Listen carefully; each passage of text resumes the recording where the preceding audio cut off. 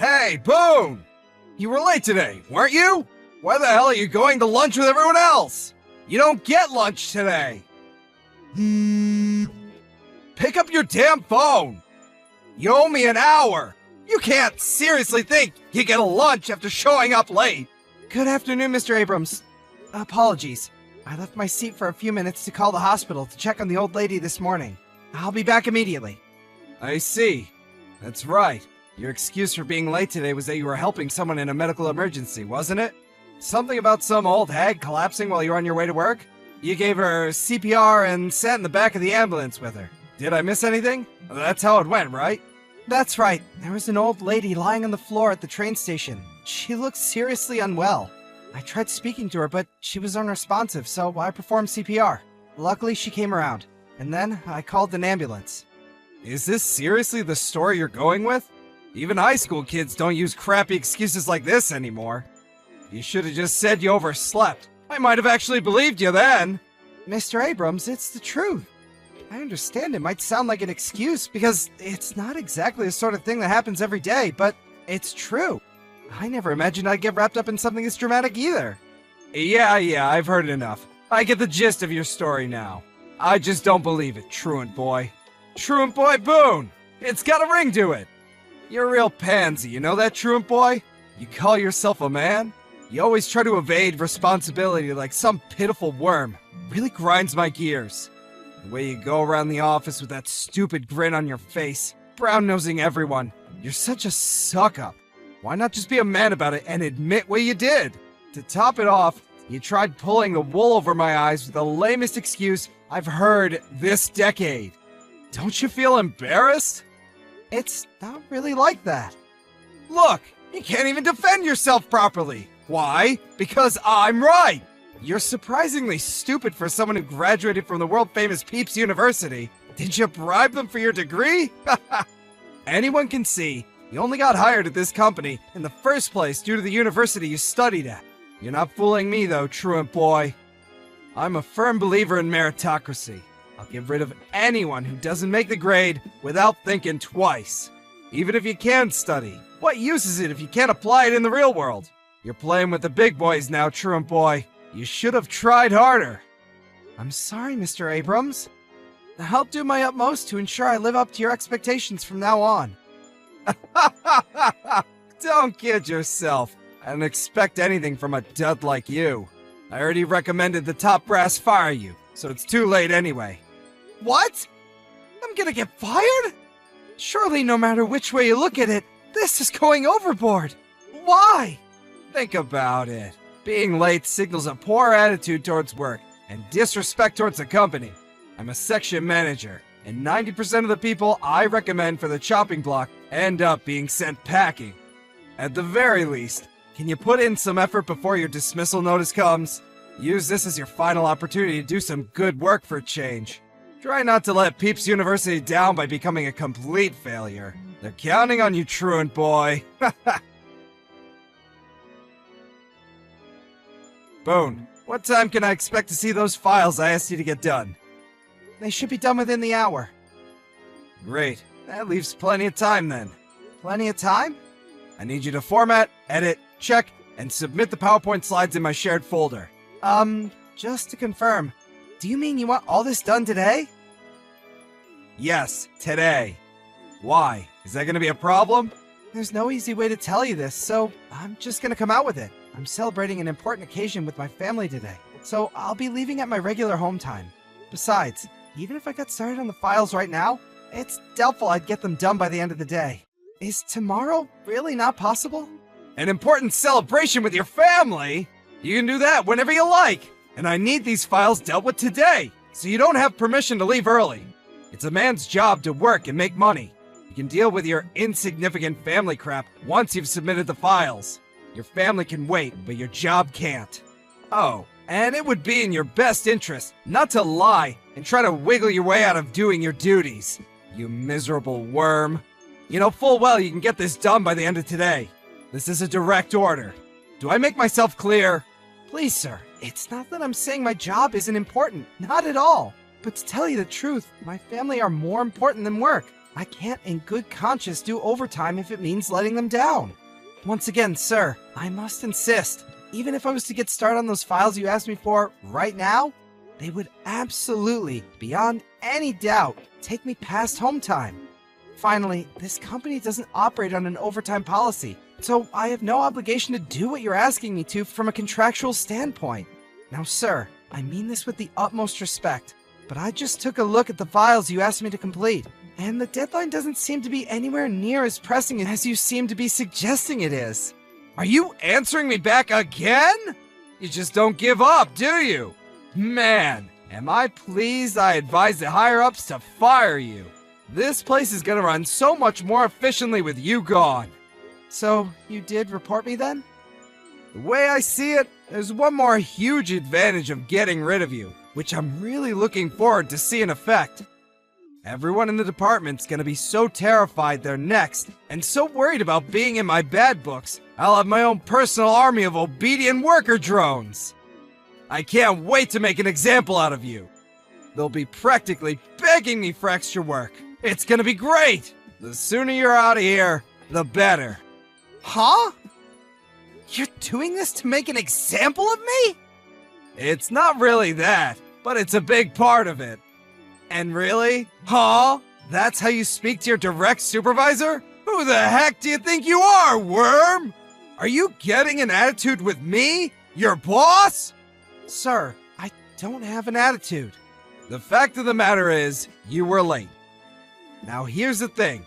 You're useless at the best of times. So really, this is just what I've been waiting for. You talk back to me at every opportunity. You don't do your job. And you're so arrogant, you prevent me from doing mine! You're an obstruction! An obstructive worm!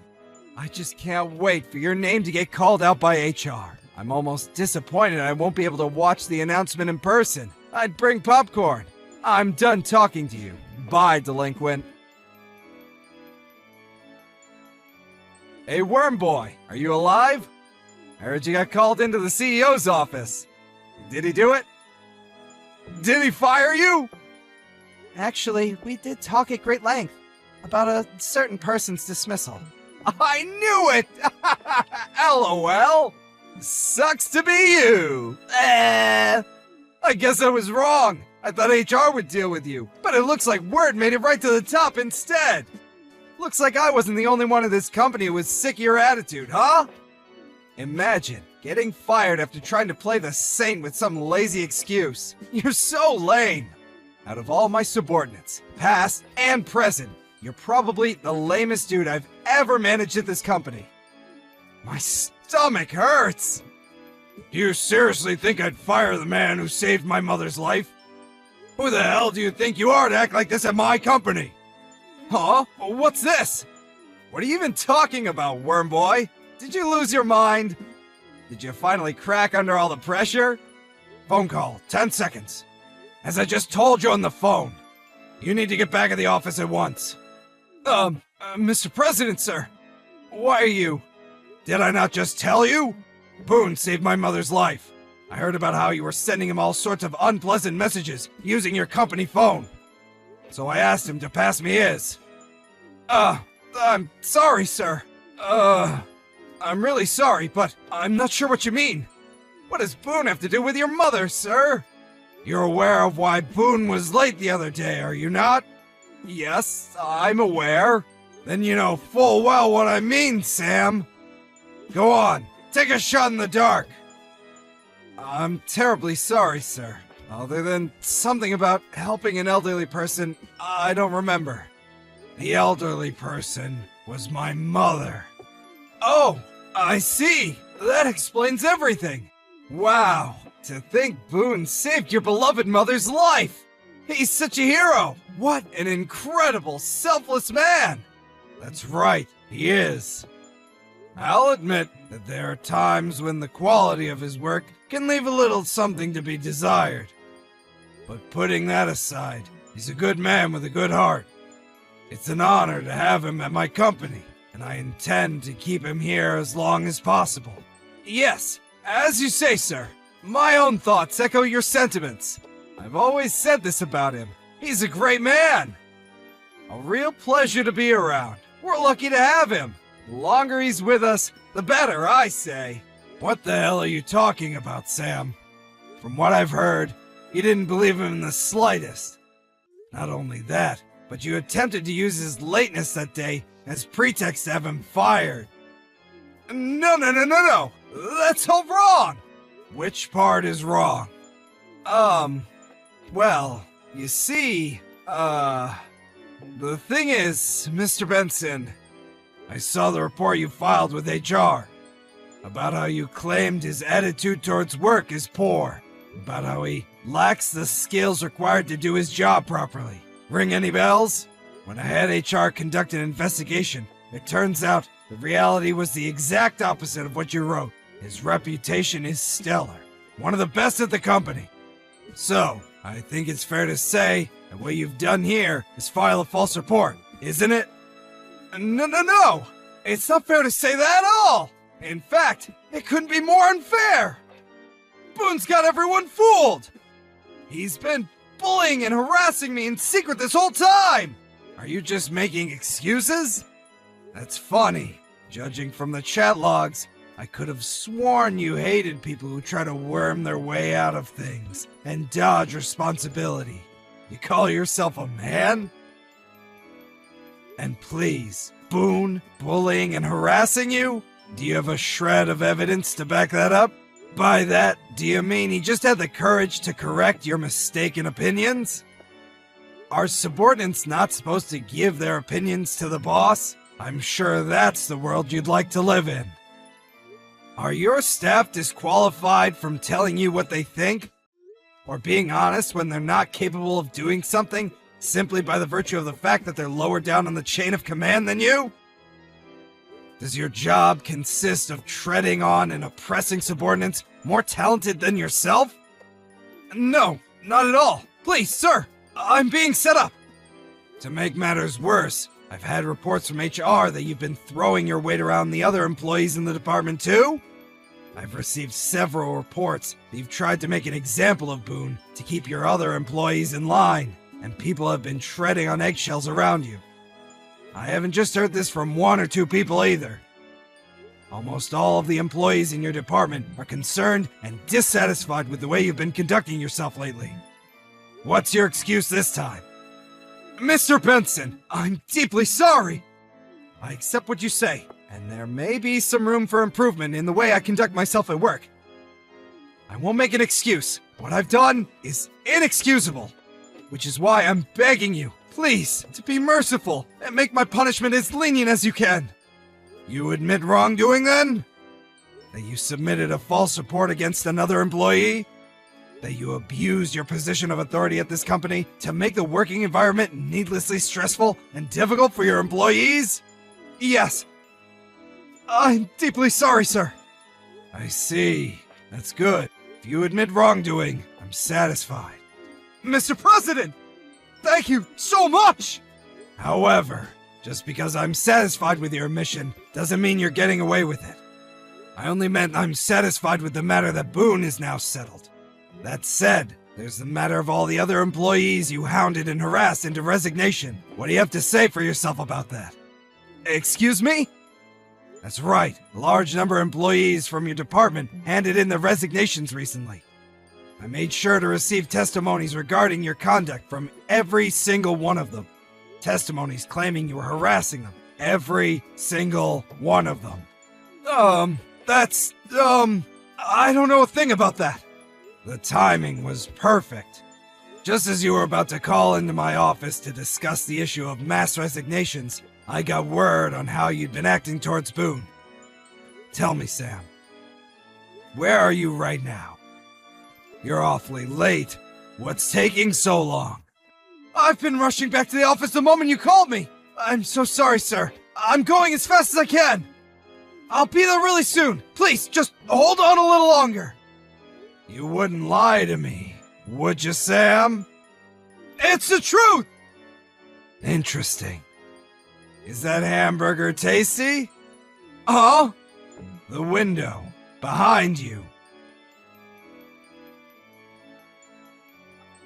When I headed out to the store to buy myself a drink after I handed Mr. Benson my phone, I spotted Mr. Abrams in a restaurant 30 seconds away from the office, with a hamburger in one hand and his phone in the other. Given the situation, I thought it was best to report it to Mr. Benson. By that point, Mr. Abrams was so late back from his lunch that we decided we should go out and look for him. When he realized the company president was standing right behind him, he darted outside the restaurant faster than I thought it was possible for any human being to move. He was swiftly taken to the president's office, where all of the ex-employees who accused him of misconduct were waiting. With that, the meeting began. As his past misdeeds were laid before the president one by one, Mr. Abrams sat nervously in the corner, biting his nails and sweating profusely. His punishment? Amazingly, he didn't get fired, but he was demoted back down to the rank of a regular employee. Normally, offenses this severe would lead to dismissal, but it seems like Mr. Benson didn't feel comfortable letting a man like Sam Abrams loose on society. On top of that, as the one who promoted him to the position of power in the first place, he also felt a degree of responsibility. After the meeting, he said he intended to whip his errant subordinate back into shape himself. To Mr. Abrams, an ex-section manager with a lot of pride and a big ego, I think being demoted and suddenly being on equal footing with me and the other regular employees was even more painful for him than losing his job. I found out later that Sam Abrams had a long history of harassing his subordinates, and had been doing it since before I joined the company. In total, he'd caused almost 10 employees to quit. These employees all received compensation in the form of a lump sum deducted from Mr. Abrams' salary. The man himself is currently holed away in a tiny room at the back of the office, working as a member of the clerical staff, and is occasionally required to do odd jobs around the building for the other employees. There's something deeply satisfying about the man who used to make your life a living hell being forced to make you cups of coffee. LOL. Obviously, he deserves everything, and is only himself to blame, so I don't have an ounce of sympathy for him.